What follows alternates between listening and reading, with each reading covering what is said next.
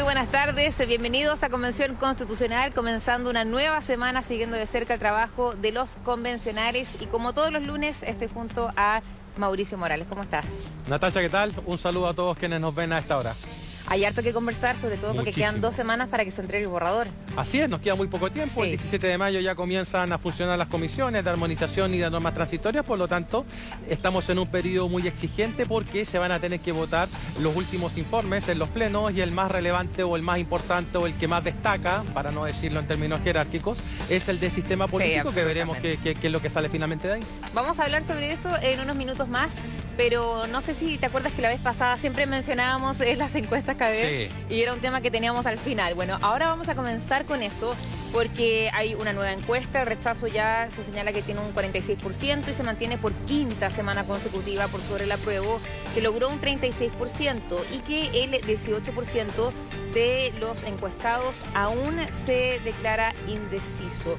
Mi pregunta primero que todo ¿es muy pronto o qué tan relevantes son las encuestas a esta altura considerando que todavía no está listo el texto? Sí, varias cosas. La primera es que ya hay que comenzarse a tomar en serio un eventual triunfo del rechazo y de ahí que más adelante te venga a presentar, Natacha, una propuesta para darle una salida institucional al país en caso de que se imponga la opción rechazo. Creo que hay que tomárselo en serio porque ya, como tú decías recién, van 5 semanas consecutivas en que el rechazo está arriba, no por 2, por 3 o por 4 puntos, sino que por 10 puntos por sobre el apruebo. Y eso va en línea, la encuesta CADEM, también con la encuesta Pulso Ciudadano, que apunta exactamente en la misma dirección, mostrando adicionalmente que mientras el rechazo se comienza a consolidar, el apruebo comienza a descender de manera más o menos permanente. En la última encuesta CADEM no hubo diferencias estadísticamente significativas entre esta semana y la anterior.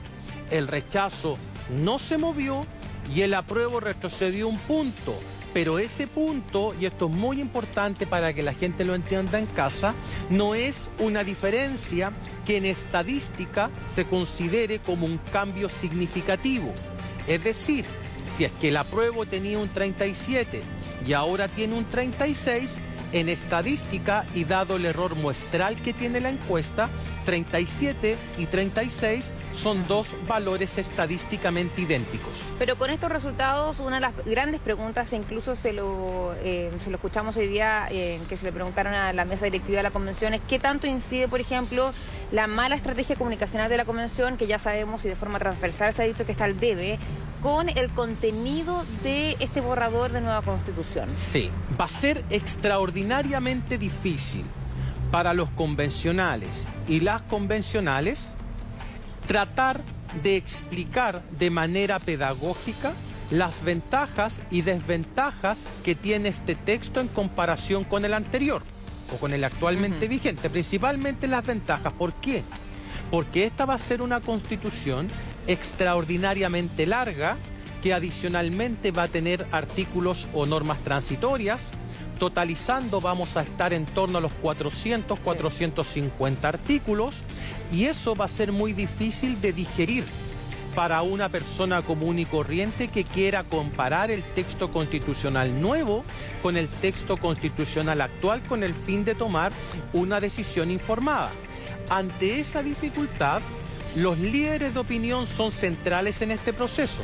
Y por líderes de opinión me estoy refiriendo a convencionales que sean capaces de explicar las ventajas del texto constitucional con el fin de que las personas, ahorrarle los costos a las personas de estar leyendo el texto y que ellos tengan los principales ejes del texto explicados de manera simple para la ciudadanía. ¿Qué me llamó la atención? Me llamó la atención el hecho de que aprobado el capítulo de derechos sociales, aunque faltan algunas enmiendas aún, la convención sigue con problemas de confianza. Más de la mitad no confía en la convención y el apruebo no reaccionó. ¿Cuál es mi hipótesis? Mi hipótesis es que probablemente esta tendencia se mantenga hasta tener el texto o el borrador final. Y ahí probablemente se produzcan algunos cambios, aunque insisto, la ventaja de 10 puntos del rechazo por sobre el apruebo, y lo repito por tercera vez, hay que comenzar a tomárselo en serio, y tomárselo en serio implica buscar un camino alternativo e institucional inmediato frente a un resultado de esas características, pero no me quiero anticipar todavía. Vamos a entrar en ese tema en unos segundos más, la verdad, pero Mauricio, te repito un poco la pregunta, porque en cuanto a estas encuestas, ¿cierto?, que pone el rechazo por sobre el apruebo, ¿crees tú que parte de ese rechazo es porque todavía no hay una bajada correcta de la información del trabajo que se está haciendo acá en el Congreso Nacional? Bueno, han habido 10 meses para hacer esa bajada, no se ha hecho, es muy probable que se intente hacer en este último tramo. Si se hace de manera correcta, entonces lo esperable, y bajo tu planteamiento, es que el apruebo pudiese comenzar a ganar terreno. El gran problema es el siguiente: ¿qué más podría mostrar el apruebo de cara al plebiscito constitucional si es que continúan las luchas intestinas dentro de cada una de las comisiones que luego se ven reflejadas en el Pleno? La ciudadanía bien podría comenzar a empatar la Convención Constitucional con el Congreso, y eso sería extraordinariamente dañino. Pero hay un punto en tu pregunta, y el punto en tu pregunta es el siguiente desde la perspectiva de los datos. ¿Dónde es más fuerte el apruebo? El apruebo es más fuerte en los segmentos más informados, en los segmentos de mayores ingresos, pero eso tiene pro y contras. Los pro es que claramente en los sectores más informados el contenido de la nueva Constitución fluye con mayor naturalidad. La contra es que si esto persiste, entonces podríamos tener una Constitución ABC1, y la idea es que sea una Constitución lo más abierta posible. El principal déficit del apruebo está en los sectores populares, y si es que ahí los convencionales no realizan un trabajo informativo de base, entonces el resultado del próximo plebiscito va a ser irreversible en favor del rechazo. Es muy importante la labor en terreno que hagan los convencionales. Probablemente no tenga mucho sentido hacer ahora semanas territoriales si es que estamos con los tiempos encima. Claro. Pero entre el 4 de julio y el 4 de septiembre, es decir, estos 2 meses de campaña, los convencionales están mandatados para realizar este trabajo informativo, como tú bien lo señalas, que en los sectores altos fluye con mayor naturalidad, pero que en los sectores bajos es mucho más trabajoso.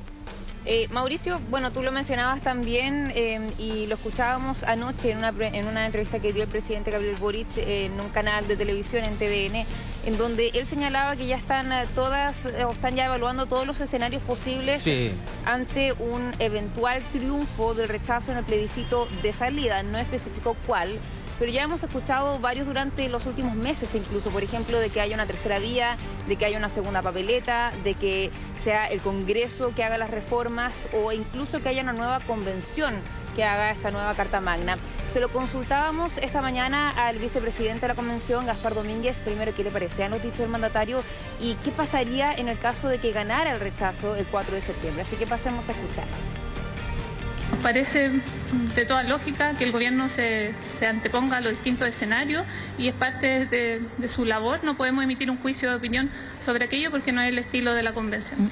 Las reglas hasta el 4 de septiembre están plenamente identificadas y claramente definidas.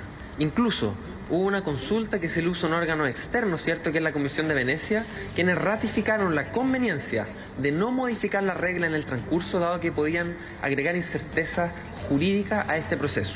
Por cierto, que una vez ocurrido el proceso constituyente del plebiscito, donde la ciudadanía tomará una definición, en consecuencia de este resultado vendrán otras acciones como consecuencia de ello. No nos corresponde a nosotros ponernos frente a todos estos escenarios, pero sí le corresponde al poder constituido ponerse frente a todos los escenarios, y por eso me parece muy bien que las autoridades tengan distintas opciones dentro de sus cursos de acción, porque ese es el rol que les toca jugar. Bien, ahí escuchábamos entonces al vicepresidente Gaspar Domínguez ante estos escenarios que se podrían dar el 4 de septiembre, considerando además las encuestas que no favorecen el trabajo de los convencionales acá en el Congreso Nacional. Mauricio, ¿cómo ves tú este plebiscito? ¿Debería haber una tercera vía, otra opción, o se debería mantener tal como se señala, quiero decir, en este acuerdo y en lo zanjado, que haya una papeleta con el apruebo y el rechazo? Ya. Primero, esa papeleta de apruebo-rechazo no se puede tocar, ¿sí? Apruebo, rechazo son las dos opciones que establece esa papeleta. Es decir, ¿no se puede incluir una tercera vía a esta altura? No, no es lo recomendable porque sería torcer las reglas. ¿Qué propongo? ¿Qué es lo que yo propongo acá? Una segunda papeleta.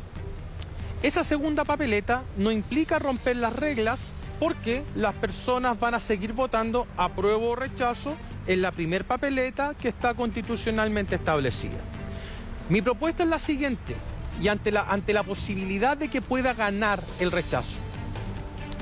Primero, hay que tener un plan institucional de salida en caso del triunfo del rechazo. ¿Por qué? Porque el 80% de la ciudadanía ya rechazó la Constitución del 80. Si ahora se produce un rechazo al texto que va a evacuar la Convención a modo de nueva Constitución, entonces estaríamos en un escenario en que a los chilenos no nos gusta ni la Constitución actual ni la Constitución nueva, ¿verdad? Entonces estaríamos en un severo problema. ¿Qué dice el capítulo 15 de reforma a la Constitución?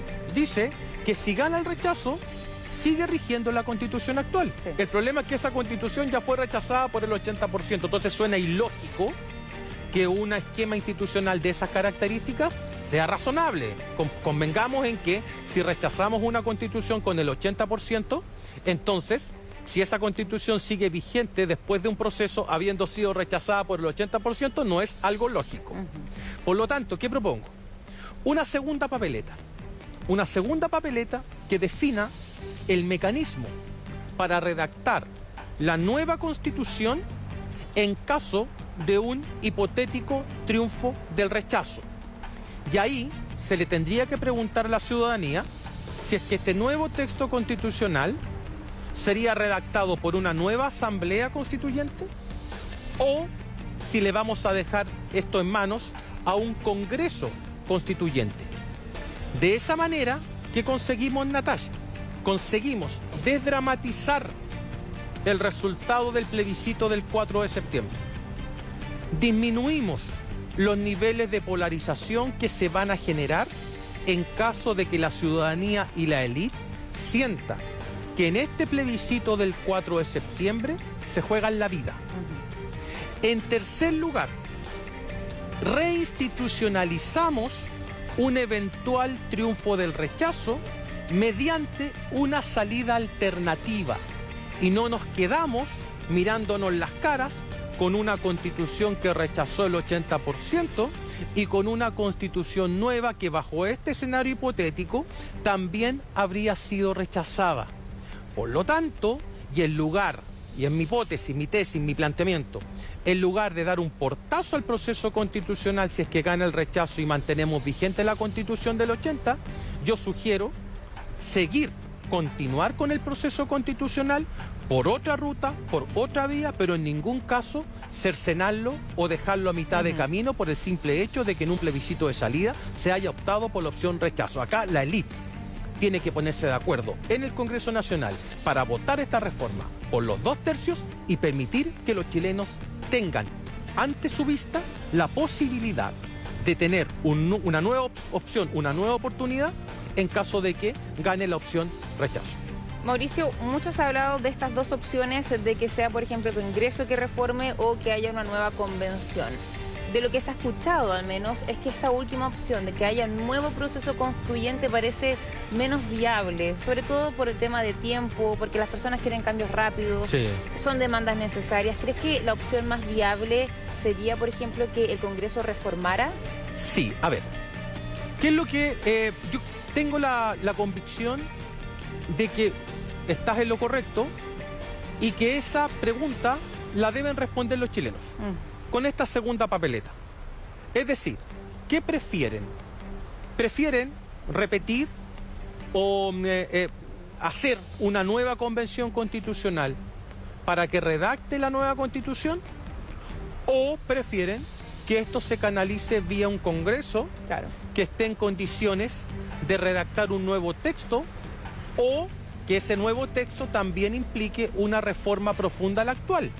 ¿Pero qué garantiza que esa nueva convención sea mejor que esta convención? Sí. Pero esto obviamente desde el punto de vista que uno no esté conforme con el trabajo que están haciendo los convencionales. Obviamente que hay personas que sí lo están, y de forma muy legítima, pero ¿qué garantiza que un nuevo proceso pueda satisfacer a quienes eventualmente voten rechazo en el plebiscito? Muy buena pregunta. Yo creo que no hay garantías. No hay garantías de que en el nuevo proceso que estoy proponiendo tengamos una constitución que sea entendida como una constitución de consenso.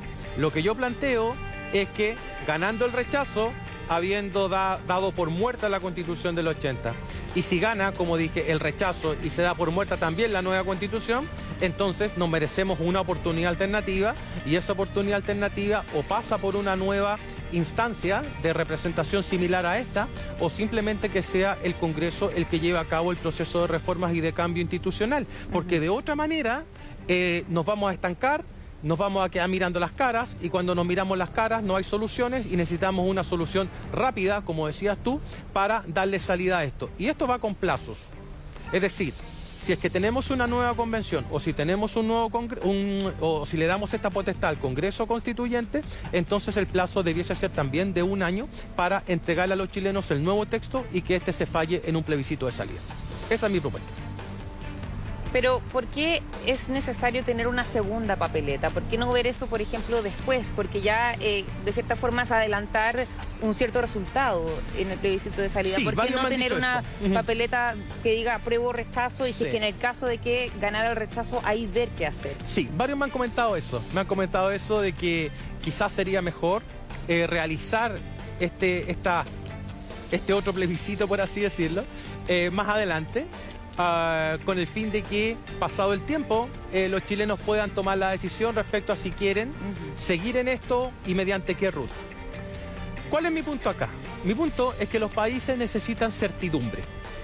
Y los países necesitan certidumbre no solamente para sus habitantes, sino que también para los inversionistas. Si es que estamos eternamente en un proceso constitucional de nunca acabar, entonces los niveles de incertidumbre institucional van a comenzar a aumentar, y Chile se va a hacer un país poco creíble o poco confiable. Por lo tanto, lo que yo creo que debiesen evaluar los actores después del 4 de julio sería, bueno, sentémonos a evaluar qué podemos hacer en caso de que los chilenos no quieran este nuevo texto constitucional, y resolverlo de la manera más rápida posible, porque de lo contrario, si pasamos esta nueva elección para el mes de diciembre, entonces estaríamos instalándonos para redactar la nueva constitución en marzo, y esto no va a terminar nunca. Mi idea es que, aprovechando la misma fecha de elección, el día 4 de septiembre, podamos tomar ambas decisiones de manera simultánea. Y tampoco es una cuestión tan revolucionaria, es análogo a lo que pasó en el plebiscito de entrada, en que le preguntábamos a la gente, ¿quiere esta constitución?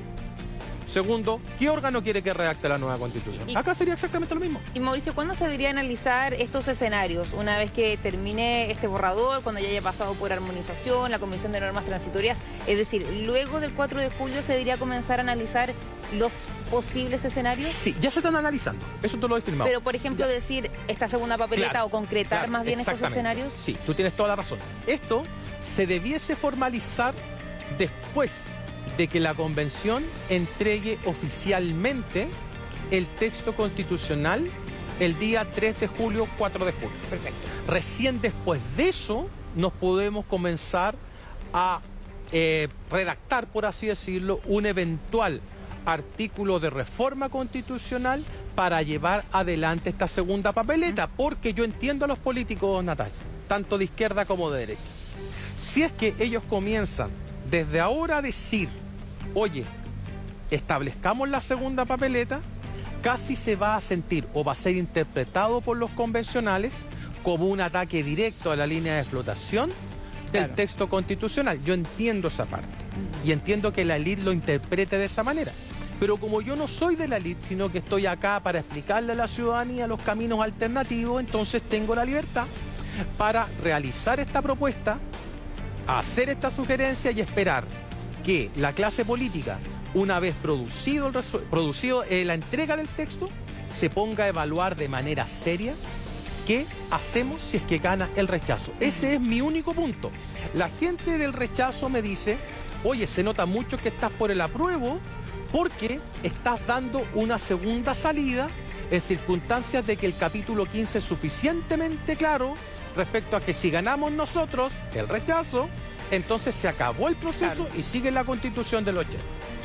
Los del apruebo me dicen, se nota que estás por el rechazo, porque estás anticipando el triunfo de esa opción y estás pensando en un camino alternativo. Diferentes puntos de vista. Cuando del apruebo y del rechazo te dicen que estás mal, es porque uno está haciendo una propuesta que avanza desde el sentido común y de manera objetiva, pensando más en el bien del país que en alguna de estas dos opciones que están en competencia. Mauricio, ahora, en el caso de que gane el apruebo, hay quienes dicen que si es que gana con un porcentaje que no supera mucho el 50%, sería también una especie de fracaso del proceso. ¿Estás de acuerdo con eso? Hay también quienes dicen que no, que finalmente son las reglas del juego. En democracia, en sistemas de mayoría o en plebiscito, el que gana por un voto ganó. ¿Sí? Eso es la norma. Claro. Eso es la norma. Si tú me preguntabas esto hace 4 meses y me decías, oye, ¿te parecería correcto, adecuado, aceptable que la prueba ganara 51 versus 49? Yo te hubiese dicho, no. O sea, matemáticamente sí, pero políticamente tendríamos que tener una constitución aprobada por un amplio volumen de ciudadanos. ¿Qué es un amplio volumen de ciudadanos? Un amplio volumen, no hay un número exacto, pero uno piensa desde el 60% hacia arriba ya es un resultado bastante contundente. ¿Y sigues manteniendo esa postura? No, cambié. ¿Por qué? Porque estoy mirando los datos, estoy mirando las encuestas, estoy observando un proceso de polarización que no le está haciendo bien al país. Y es cierto, si es que llega a ganar el apruebo por 1/10 o por un voto, vamos a tener la nueva constitución. Las mayorías, o sea, en democracia, la mayoría celebra y la minoría acata, aunque sea por un voto. Sobre todo pensando, Natacha, en lo siguiente, que si hay una diferencia hoy día de 10 puntos y el apruebo logra recortar y logra imponerse al final, eso naturalmente que va a ser interpretado como un éxito, porque partió muy abajo y logra ganar el plebiscito a pesar de los anuncios o pronósticos que están haciendo las encuestas de opinión. Hemos escuchado diferentes opiniones, pero también hablábamos esta mañana con algunos convencionales sobre este tema. ¿Qué le parece que el gobierno ya está evaluando diferentes escenarios y qué pasa o qué tendría que suceder si es que gana el rechazo en el plebiscito de salida? ¿Se deberían habilitar estas opciones o quedarnos con la constitución actual? Revisemos las palabras de los diferentes constituyentes. La responsabilidad del gobierno es siempre ponerse dentro de todos los escenarios. Nosotros estamos por el apruebo, vamos a trabajar hasta el último día por un buen texto constitucional y después por hacer una buena difusión de qué es lo que estamos haciendo. El gobierno tiene que ponerse necesariamente en todos los escenarios, pero nosotros estamos confiados que trabajando, haciéndonos cargo de los problemas que tenemos ahora, vamos a poder llevar adelante un buen proceso constituyente. Tengo la convicción de que una vez que las personas, que la ciudadanía lean el texto, que van a votar a prueba, si es que eso no pasa, creo que son escenarios que tendrá que analizar el gobierno. Creo que el presidente en eso no se equivoca. Si es que gana el rechazo, el proceso constitucional puede seguir. El 4 de septiembre no hay preguntas sobre la Constitución del 80.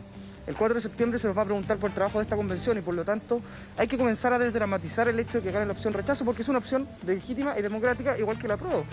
Bien, ahí escuchábamos entonces las voces de diferentes constituyentes en relación a este tema que hemos ido abarcando en este primer bloque. Nosotros nos vamos a separar brevemente, vamos a una pausa comercial y a la vuelta vamos a seguir hablando sobre varios temas, entre ellos la franja para este plebiscito de salida. No se vaya. Ya estamos de vuelta en Convención Constitucional y vamos a seguir hablando sobre varios temas. Uno de ellos es la franja que se ha hablado para este plebiscito de salida. Mauricio, ¿cómo va a ser o qué se conoce hasta ahora de esta franja y cómo podría ser diferente a las franjas que ya conocemos? Sí, muy buena pregunta porque tuvimos un gran debate sobre esto. Porque en un principio algunos convencionales habían sostenido de que no iba a haber franja, dado que esto no estaba regulado de manera explícita en el artículo 142 del capítulo 15 de Reforma Constitucional. Sin embargo, hay un artículo que es el 143 que dice que el plebiscito de salida va a ser regulado en función a lo que señala el artículo 130. Te remite al artículo 130.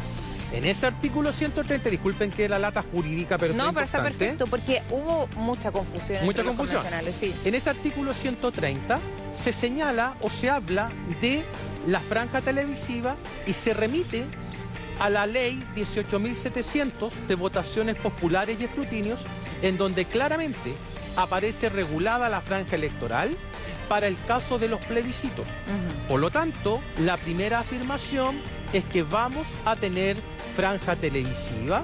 Es una franja que se va a extender 30 días antes hasta el tercer día previo a la elección, al 4 de septiembre. Por lo tanto, estaríamos prácticamente casi todo agosto con franja televisiva.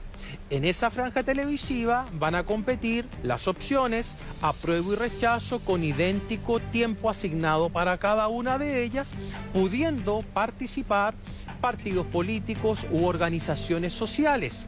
Lo que ha dicho la centroderecha, particularmente la UDI, pero me parece que se va a extender para todo el bloque, es que el minutaje asignado a la opción rechazo, en la práctica están anticipando que van a votar rechazo, ¿cierto?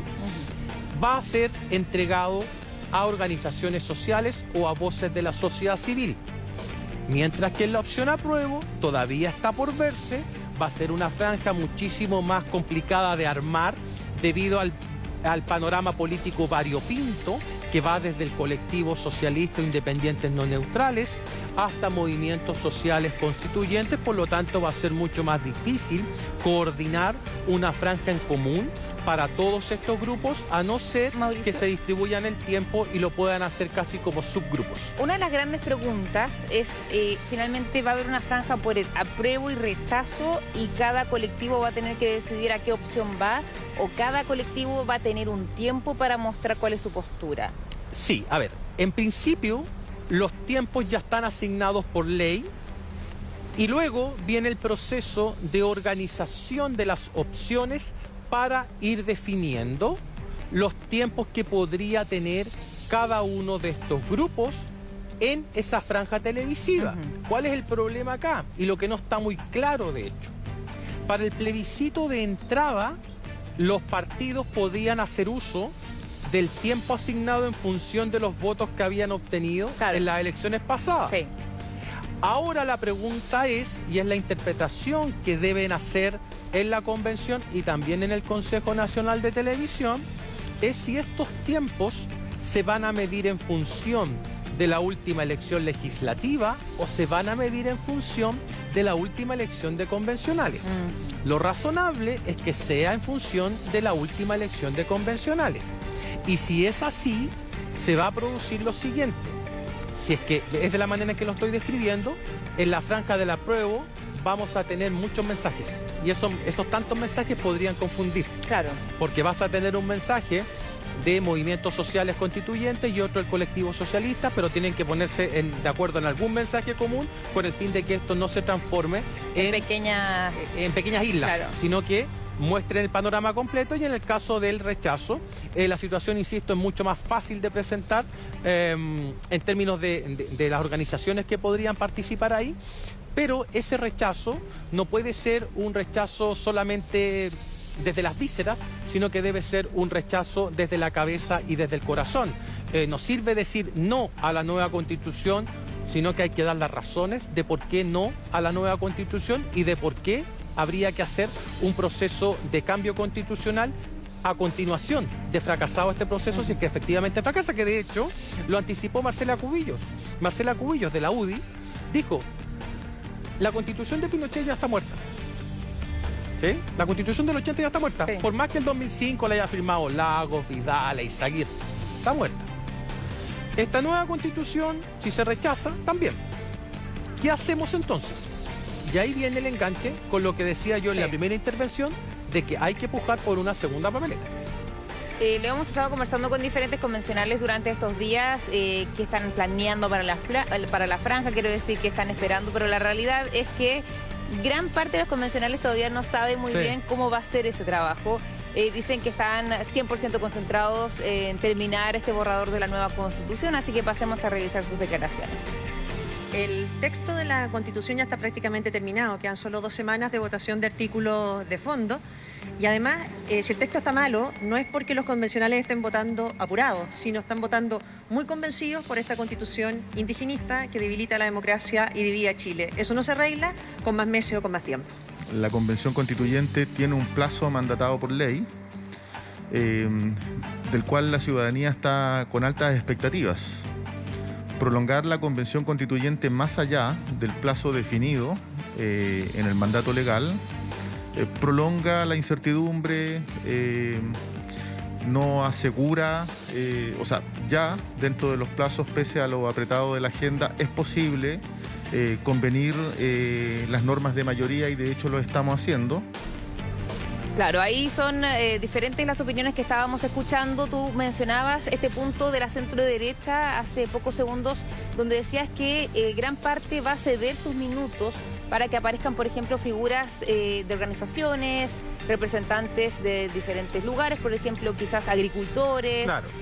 ¿Te parece esa una buena estrategia? Hay convencionales que de diferentes sectores, por ejemplo, independientes no neutrales, el colectivo socialista, han dicho que al menos eso no es algo que van a realizar ellos por su parte. Sí, a ver, en el caso de la derecha, que me lo está preguntando directamente, Natacha, es lo siguiente. Ellos lo que pueden hacer es entregar el minutaje a estas organizaciones sociales con el fin de que no aparezcan defendiendo el rechazo los rostros más tradicionales de la centro derecha, porque de tomar esa decisión lo único que va a producir esa franja va a ser descrédito a la opción rechazo y disminución de la intención de voto hacia la opción rechazo. Es decir, si es que aparecen los rostros típicos de la derecha en esa franja, va a ser un error de proporciones si es que efectivamente lo que quiere la derecha es que se imponga el rechazo en el plebiscito de salida. En el caso opuesto del apruebo, vuelvo a repetir, tenemos que ver bien cómo va a ser la distribución de tiempos. En principio, claro, el minutaje debiese ser asignado en función de la proporción de votos que sacó cada uno de los partidos o colectivos en la elección pasada, y de ahí en adelante ya viene todo lo que es el armatoste del mensaje de cada una de las franjas. Eso me imagino que se va a ver entre julio y agosto, con el fin de que en agosto ya tengamos franja televisiva. Ahora, la pregunta típica, la pregunta clásica: ¿son decisivas las franjas para explicar el resultado electoral? No, no son decisivas, son importantes. Y fuera de cámara le contaba a Natacha que ella ni siquiera nacía cuando se hizo la franja electoral del plebiscito sucesorio del año 1988 del sí y el no. Esa ha sido una de las franjas más estudiadas desde la ciencia política, pero desde el punto de vista de los datos, no fue una franja decisiva, sí importante. ¿Por qué? Porque previo a la franja, en las encuestas anteriores, el no ya venía ganando y lo venía haciendo de manera bastante cómoda. Claro. Con la emisión de la franja, el no sigue aumentando distancia y la franja produjo algo muy importante, que fue la confianza y la motivación para que la gente saliera a votar ante la expectativa de fraude electoral. Lo que hizo la franja del no fue decirle a la gente: miren, estamos en un contexto autoritario, vaya a votar, hágalo con confianza, porque no va a haber fraude y nosotros vamos a estar fiscalizando. Por lo tanto, va a ser un plebiscito libre, abierto, transparente, informado, en que el resultado va a ser respetado. Por lo tanto, salga a votar sin miedo. ¿Y te acuerdas que el eslogan era: sin miedo, sin violencia, vota no? Claro. Bien, vamos a avanzar en otros temas también, Mauricio. Sí, porque si sigo en eso, capaz que me emociona aquí en cámara, ¿eh? No es la idea. No, pero muy interesante lo que hablas de la franja, ¿eh? Y esta franja del plebiscito de salida también estamos expectantes para ver cómo va a ser finalmente y qué tanto va a incidir también en este plebiscito de salida, que sabemos tiene voto obligatorio, que es muy importante recordar. Obligatorio, Natacha, entre 0,5 UTM y 3 UTM, que deben ser entre 60.000, a ver la UTM en cuánto está, y cerca de 60.000, vamos, entre 30.000 y 160.000 pesos aproximadamente. No es menor, sí. La semana pasada, el diputado Vlado Mirosevic ingresó un proyecto para ampliar el plazo de la convención. 3 meses más, poco apoyo tuvo este proyecto, porque llega tarde. Ya hay 316 artículos en el borrador, los principales temas ya están en este borrador, en esta propuesta, faltan los detalles, bueno, falta sistema político también, pero desde tu punto de vista, Mauricio, ¿era necesario ingresar este proyecto o llega tarde este proyecto? No, llega absolutamente tarde. Sí. O sea, yo tengo el mayor respeto por el diputado Vlado Mirosevic.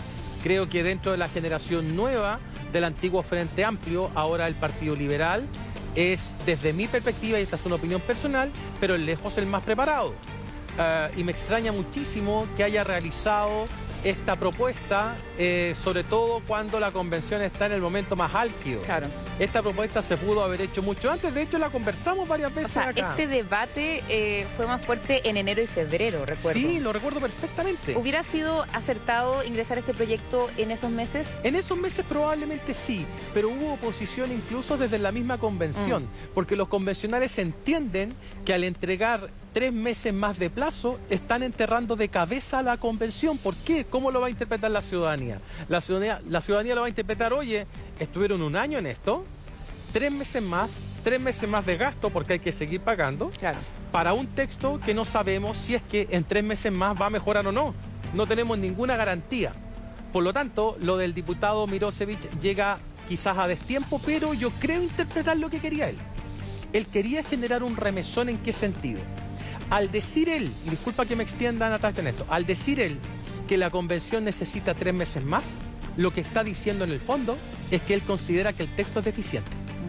Al considerar que el texto es deficiente, entonces produce de inmediato una reacción en la convención para oponerse a la extensión del plazo, pero la convención también toma nota de que hay actores de centro-izquierda que están disconformes con lo que se lleva hasta ahora en el nuevo texto constitucional. Creo que ese fue el mensaje de fondo, porque él sabía que no había ninguna posibilidad de que este proyecto saliera adelante, considerando que los tiempos ya están prácticamente encima. Claro, pero si bien ya está casi escrita la gran parte de esta propuesta de la nueva Constitución, sí viene un proceso importante que es la Comisión de Normas Transitorias. Y ese proceso anteriormente iba a durar cerca de 2 meses y medio, 3 meses, ahora va a durar menos de 1 mes y medio. Sí, muy poco. 1 mes incluso. Este proyecto, en ese caso, podría servir para extender un poco este proceso de normas transitorias, porque en el caso de que fallara la Comisión de Normas Transitorias, ¿qué pasa ahí? Sí, ese es un muy buen punto. Y me haces pensar, siempre con tus preguntas me haces pensar. Claro, tienes toda la razón, estoy pensando en la respuesta, pero tienes toda la razón. Claro, la Comisión de Normas Transitorias, y lo conversamos la vez pasada, desde mi perspectiva, es la comisión que tiene la mayor cuota de poder en comparación incluso con la Comisión de Armonización. Sí. ¿Por qué? Porque es la que va a definir los tiempos del cambio institucional, que no es una cuestión menor. En la comisión de transición, o sea, cómo comenzamos a hacer funcionar las nuevas instituciones considerando la Constitución actual. Mide velocidades. Y sería un tremendo drama que esa comisión de normas transitorias no llegara a un acuerdo en las fechas establecidas, porque significa que el proceso constitucional llegaría hasta ahí. No podemos tener una nueva constitución sin normas transitorias. Pero, por ejemplo, si no alcanzan las normas transitorias, si no terminan de ver estas normas en la comisión, ¿qué pasa? ¿Lo va al Congreso? Buena pregunta. ¿Cuál es mi interpretación? Mi interpretación es que si no hay normas transitorias, y esto que quede grabado, si no hay normas transitorias, la nueva constitución entra a regir ipso facto. Así de simple. Es decir, me explico. Si es que no hay una norma transitoria que indique el proceso de reemplazo del Senado por la Cámara de las Regiones, entonces lo único que queda para interpretar de una situación como esa es que la Cámara de las Regiones entra a funcionar de manera instantánea. Es decir, se suprime el Senado de manera inmediata. Por eso la Comisión de Normas Transitorias es tan relevante. ¿Y crees que eso pueda pasar? De que, que esa comisión no tenga el tiempo suficiente, porque no solamente tiene que ver la instalación de este nuevo Senado, que es la Cámara de las Regiones, sino que también los derechos fundamentales, las nuevas instituciones en relación a la justicia, etcétera. Sí.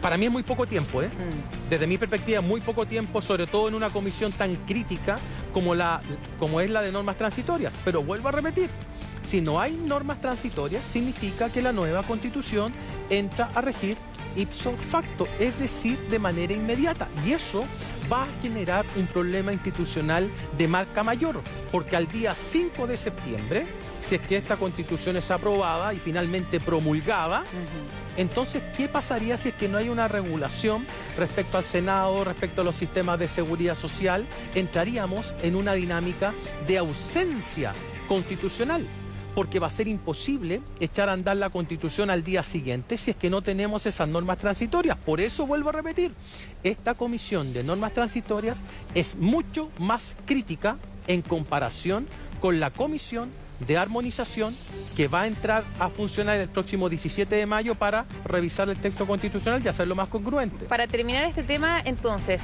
viéndolo desde ese punto de vista, desde la Comisión de Normas Transitorias, ¿no sería ideal considerar al menos este proyecto de el diputado Vlado Mirosevic? Sí, ese proyecto es un cuchillo y el cuchillo puede cortar mantequilla como puede cortar yugulares. Puede cortar mantequilla en el sentido de entregarle más plazo a esta comisión con el fin de hacer un buen trabajo. Pero puede cortar yugulares si es que la ciudadanía interpreta que los convencionales no se dedicaron lo suficiente a hacer su trabajo, que en cualquier otro trabajo, si es que no cumple con los tiempos, te echan. Y en este caso no cumple, la ciudadanía podría interpretar que no se cumplió con el trabajo y que adicionalmente se le está entregando tiempo y con paga de por medio. Vamos a escuchar las declaraciones del diputado Vlado Mirosevic y también qué dijo la mesa directiva de la convención. Escuchemos. Creemos de que hay que hacerlo bien. La gente está esperando una buena constitución, entonces nosotros vamos a presentar un proyecto de reforma constitucional y esperamos y hacemos una invitación a todos, de izquierda a derecha, para que firmen ese proyecto de reforma constitucional que habilite 3 meses más. La convención no lo está pidiendo, el gobierno tampoco lo está pidiendo. Sin embargo, yo creo que el espacio para la reflexión, para llegar a acuerdo en la convención es clave. 3 meses más, lo único que va a hacer 3 meses más es que va a ayudar a que tengamos una mejor propuesta constitucional. La verdad, nosotros creemos que tienen la libertad y autonomía de hacerlo, pero desde esta convención, como hemos dicho más de una vez, tenemos un cronograma con una fecha límite que es terminar el 5 de julio. Seguiremos trabajando en esa dirección y vamos a lograr en esa fecha tener una propuesta de texto constitucional. Ni siquiera hemos considerado en términos de nuestra calendarización cuál pudiera ser la consecuencia de que esta opción se abriera. Por lo tanto, no hemos tenido esa conversación y tenemos un trabajo organizado y agendado para terminar el 5 de julio. Vamos a cambiar de tema ahora, Mauricio. Un tema que se ha conversado mucho los últimos días en relación al rol que debería tener el gobierno con la convención en esta recta final. Hemos escuchado a la ministra Isquia Siches hace unos días que decía, bueno, no vamos a ser neutrales. Sin embargo, finalmente hubo una reunión con el Contralor también en donde se decidieron ciertos parámetros. Desde tu punto de vista, ¿cuál tiene que ser el rol del gobierno en estos meses que son tan claves? Parto diciendo que tanto el presidente como los ministros tienen todo el derecho a tener su predisposición político-electoral de cara al plebiscito de salida y claramente están inclinados y jugados por la opción apruebo. Pero hay que entender también que ellos son gobierno y como gobierno deben ser el ente imparcial encargado de organizar el proceso y posteriormente de dar las suficientes garantías de que ese proceso sea libre, abierto, transparente e informado. Esto último es clave, informado. Probablemente el gobierno impulse campañas amplias de información sobre el nuevo texto constitucional, cuestión que me parece extraordinariamente adecuada. Lo que debe evitar el gobierno y como lo mandata el instructivo de Contraloría es hacer uso de recursos fiscales o de bienes fiscales en favor de la campaña electoral por alguna de las opciones. Y adicionalmente establece que los funcionarios públicos pueden participar de eventos políticos fuera de su horario laboral, que es de lunes a viernes, 44 horas semanales, máximo 9 por día, y fuera de ese horario sí pueden realizar actividades de carácter político. ¿Cuál es el dilema del gobierno hoy día? El dilema del gobierno hoy día es que tiene solamente un 35% de aprobación, está cerca del 60% de rechazo o de desaprobación, y por lo tanto, si es que se amarra, se liga o se abraza a una institución que tiene similares niveles de confianza y que adicionalmente hasta ahora estaría perdiendo el plebiscito, entonces no sabemos si es que el gobierno le suma o le resta al trabajo que está realizando la Convención Constitucional. Y yo creo, para cerrar, que la Convención Constitucional entiende eso, porque varios convencionales han salido a responderle al presidente de la República, lo recordarás tú, cuando el presidente dijo aquí debiesen existir acuerdos más transversales, y le responden diciendo que gran parte de los artículos acá en la Convención han sido aprobados por 116 votos, es decir, por más de los 2/3, que son 103 votos. Bueno, vamos a escuchar las declaraciones del mandatario, de Gabriel Boric y también del Contralor en relación a este tema, y vamos a seguir avanzando luego de estas declaraciones. Tenemos el deber, y lo vamos a cumplir, de fomentar la participación y de informar. Cada uno de los ministros y cada una de las ministras aquí presentes, cuando no están en el ejercicio de sus funciones, tienen todo el derecho a manifestar cuál es su opinión política y cuál es su planteamiento respecto al fondo de la discusión. Hay que hacerlo de manera responsable, hay que hacerlo de manera verídica. Yo me imagino que nadie espera que quienes nos hemos jugado tanto por el proceso constituyente no manifestemos dentro de los marcos que nos impone la ley una posición clara respecto al proceso. En el uso de recursos públicos, en el uso de horario laboral o en el ejercicio del cargo, los funcionarios y autoridades no pueden manifestar una opción por una u otra de las alternativas que pueden haber en una elección. Evidentemente son ciudadanos y por lo tanto, excluida esa situación, me refiero a fuera de horario laboral, sin usar recursos públicos y no estando en el ejercicio del cargo, las personas pueden manifestar sus opciones, como cualquier ciudadano. La presidencia significa neutralidad, evidentemente, ¿no? Significa que hay que informar, que esto tiene que ser transparente, tiene que ser objetivo. Bueno, quedan 2 semanas para que termine este proceso, para que se entregue este borrador de la nueva Constitución, un pleno, una ceremonia que se va a realizar en Antofagasta el día lunes 16 de mayo y luego el martes va a comenzar la instalación, como lo hemos dicho, de la Comisión de Normas Transitorias, preámbulo y también de armonización. Pero todavía falta por ejemplo ver los detalles de los derechos sociales, si bien ya quedaron establecidos en este borrador, falta por ejemplo ver ciertos aspectos de derecho a la salud, vivienda, educación, entre otros, pero también hay mucha expectación por lo que va a pasar este viernes con el pleno de sistema político que tiene que definir, entre otras cosas, pero principalmente las atribuciones del Congreso de Diputadas y Diputados y también de la Cámara de las Regiones. ¿Cuál es la importancia, Mauricio, desde tu punto de vista, de lo que va a suceder este viernes en relación a este informe? Yo creo que aquí, con este informe y con lo que vote el pleno, varias personas van a tomar su decisión respecto a si votar apruebo o rechazo en el próximo plebiscito constitucional, así de simple. Incluso pasando por alto los derechos sociales, que son extraordinariamente relevantes. Yo he dicho acá, soy un firme partidario del Estado social y democrático de derecho, me gusta mucho, ese es el corazón, pero si el cerebro anda mal, uno puede tener un muy buen corazón, pero hacer las cosas de manera incorrecta.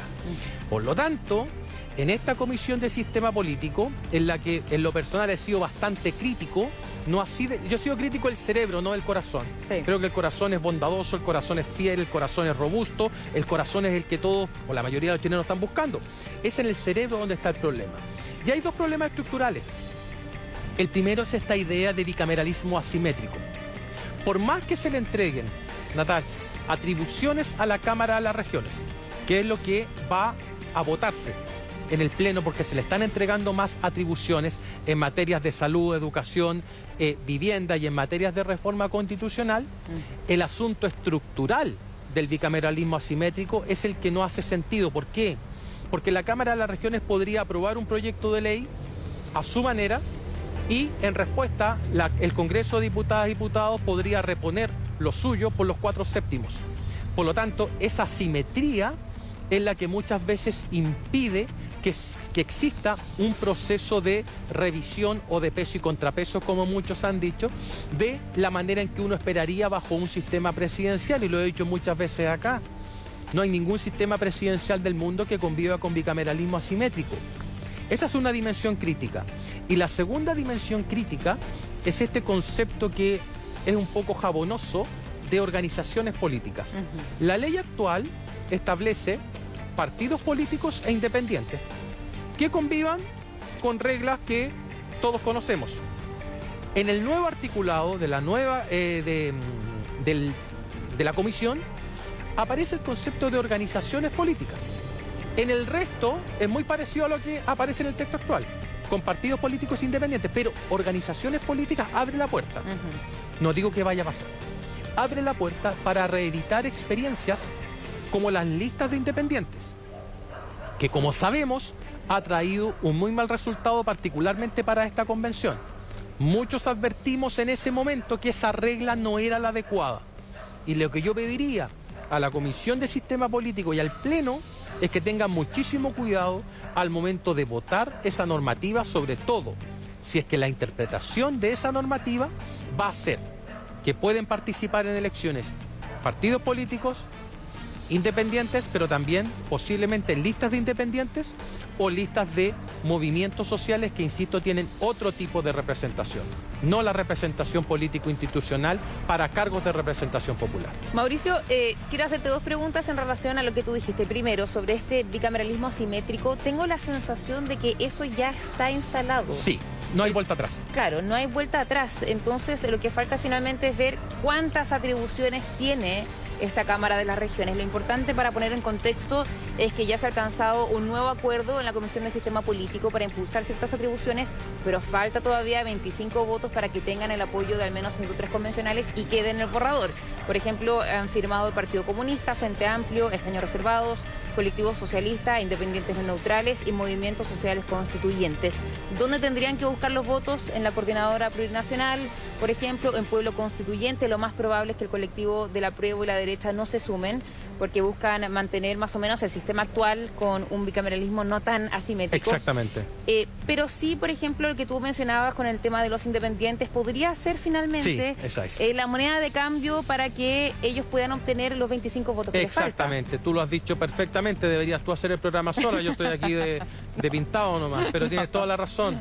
Con ese articulado de los independientes es muy posible que se extienda el acuerdo en el Pleno para votar favorablemente el informe a sobre cerrado. Es decir, que si estos movimientos independientes estaban dudosos respecto a la entrega de mayores atribuciones para la Cámara de las Regiones, pero que al mismo tiempo tendrían la posibilidad de reeditar la competencia mediante listas de independientes, entonces lo que perdieron en darle más atribuciones a la Cámara de las Regiones, lo ganaron al establecer esta posibilidad de que las listas de independientes se puedan reeditar de aquí en adelante. El acuerdo no es bueno desde mi perspectiva, lo podemos analizar una vez que ya esté fallado, pero, y lo hemos dicho acá de manera incansable, que el bicameralismo asimétrico no es el camino correcto para un sistema presidencial por todas las razones que hemos mostrado acá. Imagínate, Natalia, que tú eres el Congreso de Diputadas y Diputados y yo soy la Cámara de las Regiones. Y yo digo, este proyecto lo aprobamos nosotros y te lo entrego para que tú lo revises y tú me dices, no estoy de acuerdo. Vamos a comisión mixta. Nos vamos a comisión mixta. Revisamos el texto y tú me dices, tampoco estoy de acuerdo. Yo te digo, no, pero yo sí. Tú con los 4/7 echas abajo todo lo que yo pude haber dicho respecto a ese proyecto de ley. Esa es la asimetría. De eso se trata. Y con las nuevas atribuciones tampoco estás convencido porque, por ejemplo, se ha incluido que la Cámara de las Regiones tenga cierta incidencia, por ejemplo, en derechos sociales como vivienda, educación y salud. Exacto, no se le pueden poner todas las atribuciones. Ya. Si el punto está en el desequilibrio que se produce, que la decisión final, la que va a mandar siempre, porque va a ser el Congreso de Diputados y Diputadas y además que todas las leyes, a excepción de las de acuerdo regional, van a entrar por el Congreso de Diputadas y Diputados. Esa es la... Claro, algunos han dicho que esto es un unicameralismo disfrazado, le han puesto una serie de apellidos. No, si esto es bicameral. Si el problema no nos quedemos en la lucha conceptual de si es unicameral o... No, si es bicameral, es bicameral. Claro. El punto está en que hay una Cámara que tiene exceso de predominio por sobre la otra. Ese es el punto. Y es un debate, diría yo, académico. No hay evidencia de eso en ninguna parte del mundo de presidencialismo que conviva con este sistema. Ese es el punto. Mauricio, te invito a escuchar algunas declaraciones de Rosa Catrileo, que es la coordinadora de esta Comisión de Sistema Político, y también de Arturo Zúñiga, que es uno de los integrantes también de esta comisión. Esperamos que este trabajo en indicaciones tenga la fuerza para poder lograr más allá de los 2/3 en el Pleno. Trabajamos para eso y vamos a seguir dialogando con quienes no estuvieron presentes para que eso sea así. La Convención debe proponer un sistema político que le dé estabilidad y al mismo tiempo gobernanza a nuestro país. Experimentar con algo tan serio no nos parece prudente y en ese sentido creemos que sí, hay que hacer indicaciones para corregir nuestros problemas. pero no refundarlo todo y desechar 200 años de nuestra historia. Lamentablemente, lo ya aprobado promueve un totalitarismo y es muy difícil que el Partido Comunista y el Frente Amplio quieran ceder, ya que ellos se sienten muy cómodos con eso. Escuchando ahí diferentes opiniones, Mauricio, te quiero preguntar, en el caso de que en el Pleno no se logren los 103 votos, eso implica que no hay una segunda oportunidad para incluir atribuciones. Es decir, tendríamos estos dos titulares, Congreso de Diputadas y Diputados, Cámara de las Regiones, pero prácticamente vacío el sustento. No me digas eso. Todo indica que en ese caso, y corrígeme si estoy en lo incorrecto, el Congreso tendría que reformarse a sí mismo, una figura bien rara. Sí, o sea... sería un caos eso. O sea, estaríamos al borde de tener una no constitución. ¿En qué sentido? Que tendríamos las definiciones de atribución del Ejecutivo, pero tendríamos un bicameralismo ya no asimétrico, sino cojo. Claro. Cojo, porque no tendríamos las atribuciones para la Cámara de las Regiones y eso, en efecto, lo tendría que definir el Congreso de la República, cuestión que sería muy extraña porque se supone que una Constitución debe contener como mínimo las atribuciones que tienen los distintos poderes del Estado. Y si es que la Cámara de las Regiones no llega con atribuciones desde el texto constitucional, entonces este Congreso va a poder generar esas atribuciones pudiendo realizar de inmediato reformas a la Constitución. Imagínate que este próximo Congreso dice, no, vamos a hacer una reforma constitucional porque queremos reponer el Senado. O sea, al día siguiente sería posible, ya tendríamos un problema más o menos serio en cuanto al diseño de nuestro sistema político. Bueno, vamos a ver si este viernes se logra concretar, si es que obtienen este quórum de los 2/3 y si no también vamos a ver qué pasa ahí. Pero como tú lo decías, es el cerebro de este borrador. Mauricio Morales, muchísimas gracias por tu tiempo. Muchas gracias a ti, Natalia. Y nosotros nos despedimos, nos volvemos a encontrar mañana a las 15:30 horas por las pantallas de Mega Plus. Que esté muy bien.